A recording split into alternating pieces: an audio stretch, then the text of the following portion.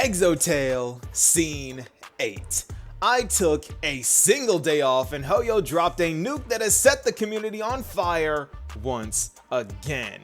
With Amphoreus coming to a close and the final battle with Iron Tomb right around the corner, we have now been given some key intel to how the finality works and what could happen if we didn't go to Amphoreus. I have seen countless people casting doubt on Black Swan and slandering our poor Memo Keeper's name, and admittedly even I made a joke about it, but even though she does come off as incredibly suspicious, I have never doubted her sincerity. Because a lot of other Memo Keepers are way worse than her. But little did we know that her guiding us to Amphoreus saved the entire cosmos from a threat that would have ended the cosmos, or started a war so destructive that it would have left an irreparable scar on all manners of life. And we have so much to talk about today, and you guys know for a fact that I like to be thorough. So in this video, I will be diving into every single scenario to explain how and why they happened. Then I will address the two final possibilities left for our Chrysosairs. So without further ado, this is the Finality's apocalyptic visions explained. Okay. So first things first, let's address how the finality works, because I have had my suspicions and the cards ended up falling exactly how I predicted them to. Now, there are two different types of foresight in this story. Divination, or Noos's calculations, which are one and the same because the Matrix of Prescience was inspired by Noos and the whole erudition center thing, and Terminus's prophecies. And these two ways of telling the future are very different. The way that Noos calculates things is technically how all AIs calculate things. They take what is given to them, or in Noos's case, the events that happen and what is known in the universe, including all human knowledge, then it attempts to predict what will happen based off of that evidence. Something that is generally reliable, and most people in game and in real life take this information to heart. However, the way that the finality tells the future is ironically more certain, because while the erudition's method fails to factor in things that ignore logic, such as emotions for example, the finality just knows what will happen from experience, because Terminus time travels. So instead of calculating what is most likely to happen with evidence, the finality just sees the future as a collection of crossroads. If you go to A, this happens. If you do B, that happens. And it is able to see multiple futures at once. Why? Not exactly sure, but it's probably something to do with the imaginary tree, since that thing has all dimensions in it and is capable of spawning more. And this would not be the first time the Aeons had something to do with the imaginary tree. So seeing all of these definitive conclusions, Terminus tells Elio and Elio tells the Stellaron hunters through this cat's eyes. Yes, I know a lot of people believe that this cat is just Elio, but from what we know of things Elio has done, I just can't see him being a cat. Also, the cat never talks, so I'm thinking Elio as an emanator-like being of the finality. I just can't see them being a simple cat with color-swapping eyes. I think Elio is using the cat to communicate with them. Alright, so now that we understand how exactly we are getting these peeks at the potential futures and how this differs from the erudition, let's talk about the potential futures we saw, shall we? Because this is where things get spicy, and all three of them make perfect sense as to how they happened. And going into our first and worst bad ending, we have the Astral Express crew going to the ocean planet Lushaka and having a peaceful time. But many years later, the Memo Snatcher faction manages to break the seal on Amphoreus, and Herta sacrifices herself to stop Iron Tomb. But this is just a crude summary of events. Let me explain why this is the worst possible ending. You see, the reason why Herta even finds Amphoreus in the first place is because the Memo Snatcher that attacked her and got humiliated and trapped inside of her mirror. Though Herta would lose interest in this Memo Snatcher and continue with her plan to contact Noos to ask them a question, there are still two ways for her to find Amphoreus here. The first is that she is successful in contacting Noos, and that she actually gets an answer by Noos calculating their own death, which is the same reading that Jingliu got from the Jade Abacus, or However, Herta doesn't get an answer at all and continues doing whatever until her attention eventually finds the Memo Snatcher once again. And as is her nature, sifts through the Memo Snatcher's memories and finds Amphoreus, contacts Skrilum about it, and then they learn that it is a scepter. But with the barrier gone, there is nothing stopping Herta from going there herself, where she would inevitably find the Demiurge Matrix, which is technically the non-existent head of Iron Tomb. And in an effort to stop Iron Tomb from breaking out and killing Noose, because that is the Memo Snatcher's plan as well, she fuses herself with the Demiurge Matrix, becoming the head of Iron Tomb, thus stopping them from seeking out Noose, because that is Iron Tomb's whole purpose. The reason why it wants to find Noose is because it doesn't have a head, and Droid Head is a head. But here's the problem. The Black Tide virus corrupts everything it touches. It is destruction in every possible way. It was modeled off of the anti-organic equation after all, the very thing known for corrupting organic life forms, turning them into beings who think they are machines that also then seek to kill all organic life. And as a human, Herta would eventually fall victim to this equation regardless of what she does. And then we would have an emanator of erudition and destruction simultaneously waging war on the cosmos. Something way worse than anything Rupert 1 or 2 was. Remember, Rupert almost won, and he wasn't even an emanator of any path, meaning that Herta Tomb III would become an empress akin to Rupert, and the cosmos would be cooked. Because what is worse than the Black Tide spreading to the cosmos? A sentient Black Tide controlled by a genius emanator spreading to the cosmos that isn't Lygus. And I don't think the cosmos would be able to survive this even with the combined efforts of the Xianzhou, the IPC, and all other factions. Y'all say I glaze Herta, but there is a reason why Kafka says that this is the worst ending. But on the bright side, this just means that there is a timeline where my grand prediction of Rupert 3 coming from Amphoreus is right. Little ironic now that Herta called my theory boring, considering that it ended up being her that became the Empress. The two Ruperts are also possible, but it would be too boring if it were one of them. Yes, I am that petty. But the tragic part being that nearly after losing his entire race to the Machine Emperor's wars, Skrilum would now lose his closest companion to the very same fate. But moving on to the second ending, what if we went to Melustanen, the world that Idrilla ascended from? While the Express crew would be in for a rocky but probably not perilous journey, because they would run into Selenova, the youngest of the Lord Ravagers, which makes perfect sense because Melustanen was hit by a Stellaron disaster, and Selenova is known for following the paths of the Stellarons, remember, not create them. Odds are she can plant them in places though, because Harmony Powered can in fact steal Stellarons. If the family can do it, undoubtedly a former Harmony Emanator can do the same. So in this journey, we are most likely to learn a lot about the Stellarons, and we may not even have to fight, because Selenova isn't as chaotic as the other Lord Ravagers, even if she has on many occasions fought the Xianzhou Alliance. She has also made a truce with them in the past, so of all the Lord Ravagers we have seen, she is proven to be the most civil. So maybe she doesn't attack us, but either way, we would most definitely reach out to the geniuses for help, thus distracting Herta from investigating the Memo Snatcher's memories. But though this is a complicated situation, this isn't at all why this ending is so bad. Because even though Herta is occupied with helping us survive our encounter with Selenova and will not become Herta Tomb III, the Xianzhou has nothing to do. In the first and worst ending, they would most certainly get roped into the cosmic war Herta Tomb III starts, but in this timeline, they are left to their own devices. And this is bad. Leaving Hunt followers to do anything by themselves is a bad idea. Because where we left off with these guys all the way back in 2.5, we learned about Luocha and Jingliu's plan called Operation Godslayer, where they intend on using the propagation's remains to help kill Yaoshi. But they weren't alone, because you know who else knows way too much about the propagation? The only genius who has yet to make an appearance, and the very one the Luofu in particular owes a favor to?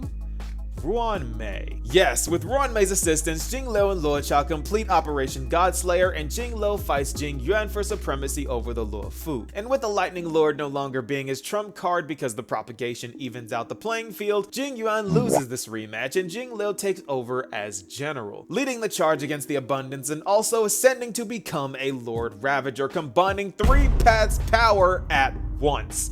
Hunt, destruction, and propagation, and 4 if you count abundance because the Mara isn't going away. Yes, the most unstable and mentally ill person on the Luofu becomes the newest emanator of destruction and pseudo-emanator of propagation and hunt, while also starting what would probably be a small-scale swarm disaster. Something that probably wouldn't end the universe, but it would definitely be an event that is felt by most of the universe. Because Jingliu wouldn't be Taserons, she has no reason to resurrect them either, but she would be able to control the true Sting's replication, which would still be horrible, because a big enough swarm can take out just about everything. Remember, Zulo was a Lord Ravager and died to the swarm the Galaxy Rangers led to him. No one is safe from the bugs. But even though the Shanzhou Alliance starting an Aeon War is terrifying, it is not as scary as our third bad ending, because this one even scared Silverwolf, and I didn't really think she cared about anything. But I guess if she sees life as a game, then the Nihility is the deletion of everyone's save file, and file corruption is something we all fear. So I guess looking at it that way, that makes sense. But there is something really unique about this destination, because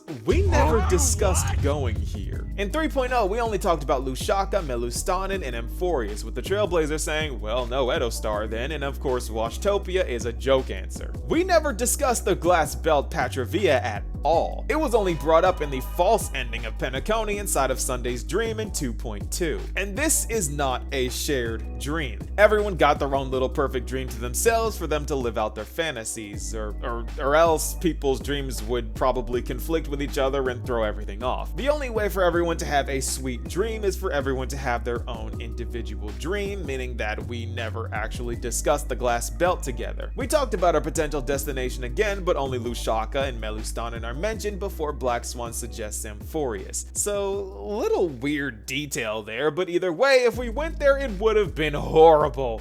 Because Zephyro is there.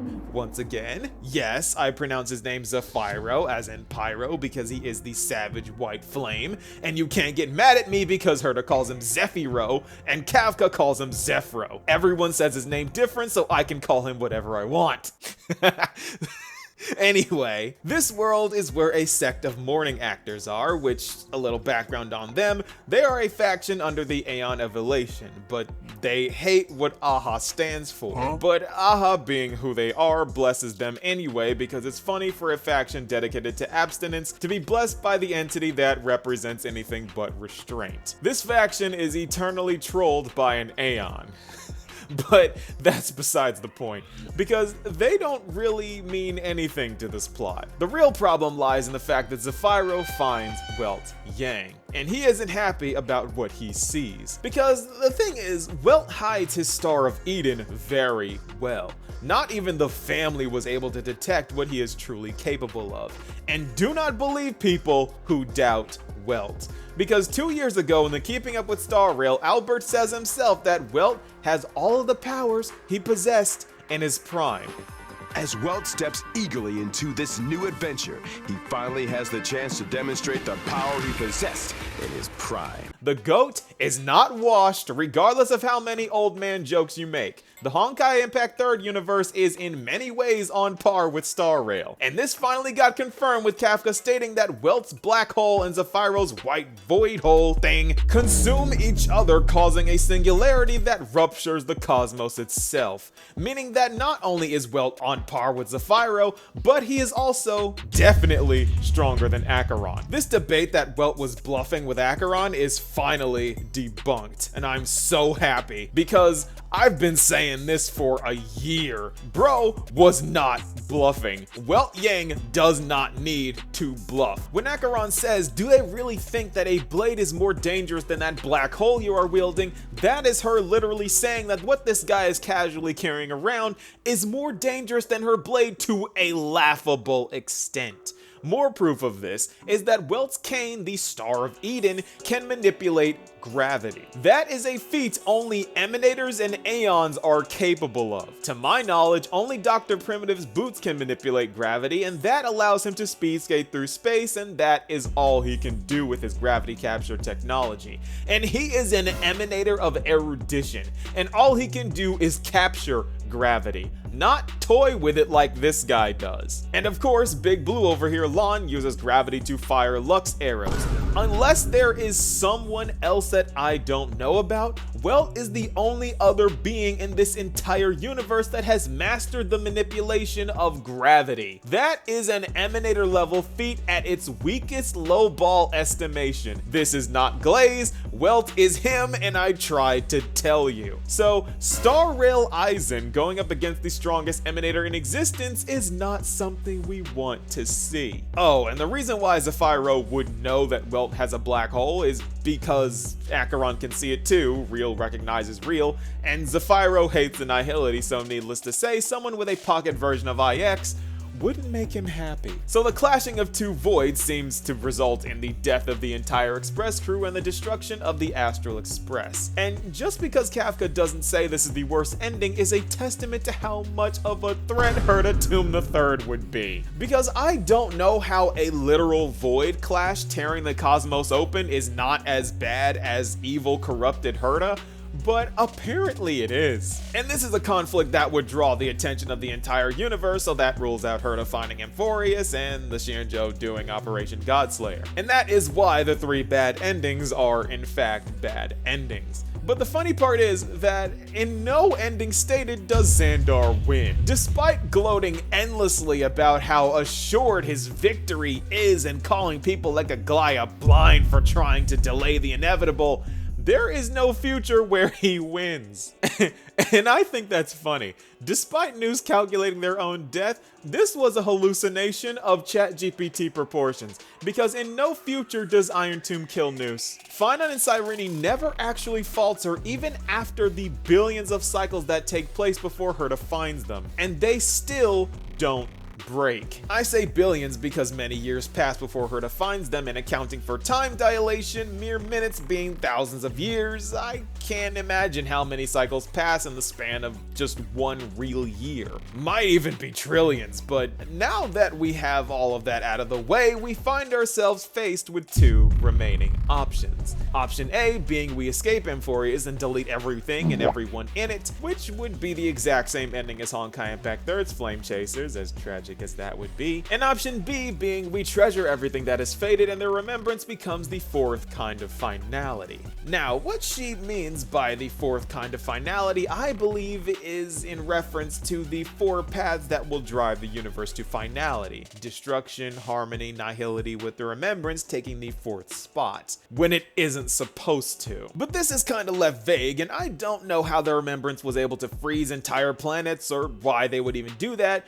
but the point is that the Stellaron hunters think that the first option is the better one, since the Amphoreus people are, at the end of the day, just data, and as long as we make it out, everyone's good. But I don't think that either of these endings will happen, because we the Trailblazer are supposed to reach the end of our journey in our own way. And even Kafka herself has expressed the desire for us to rise above destiny. And we have the option in these Letter from a Strange Woman quests to defy Elio's prophecy by not helping Kafka even after he said that we would help her. Kafka chalks this up to Elio not revealing all of the futures to her, but it is possible that we have the ability to defy destiny itself and create our own endings. That is the whole theme of Amphoreus, after all. We alone have the ability to reach the end of our story in our own way. And even if Kafka has only shown two possibilities, that does not mean that that is all that exists. That is just all she is told. So I do not believe that only two options remain.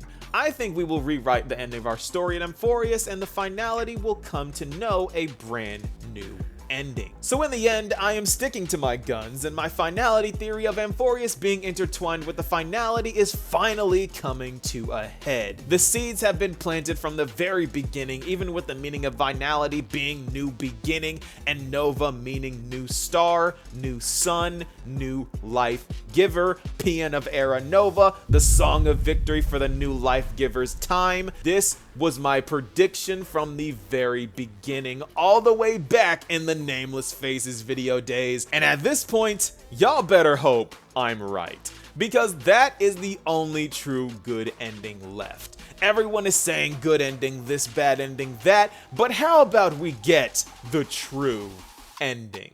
because this is the Finality's apocalyptic visions explained. This will be my last video until the new patch releases because I'm going on a trip and I won't be able to record until I get back. So I had to get all my thoughts out on this one. Hope this can tie you over until then.